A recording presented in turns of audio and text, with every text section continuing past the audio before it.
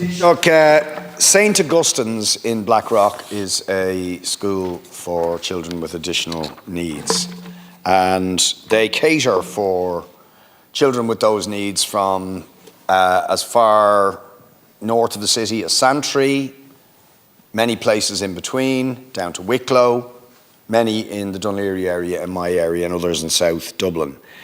They still are without 2 buses to take those children to St Augustine's. The one that comes from Santry to St Augustine's in Blackrock, and the one that comes from Wicklow, your constituency, to St Augustine's, because they can't get bus drivers, right? Now, I don't know if it's directly connected, but are you aware that bus drivers who are certified, who reach the age of 70, are not allowed to drive children to school? That is absolutely crazy, right? It's crazy. The HSE will allow them to bring people to school. There are bus drivers that I know in my area that take children to creches and other after-school activities, but can't take them to school.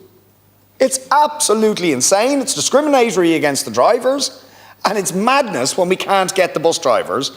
So I ask you, can you do something for St Augustine's, first of all, to ensure they have the school transport for those children, to get them to school? And secondly, will you do away with this bizarre situation that people who want to drive buses for children to take them to school are told you can't do that once you reach the age of 70? It's just, yeah, it makes utterly no sense.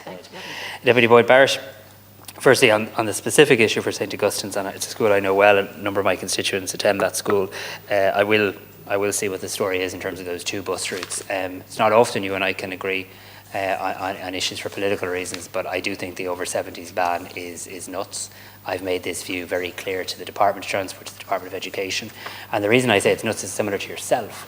If the view is that somebody over 70 can't drive a bus, which is not my view, why then can they drive the school children to a football match at the weekend, or to the health? Like it doesn't make any sense in terms of the consistency of it. I think it's inherently ageist.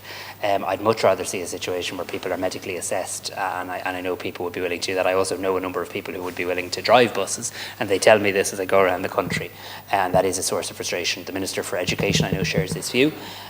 We have both asked that this matter be reviewed by Bus Éireann. It is a decision on passing the buck, but it is a decision that's formally been made by Bus Éireann.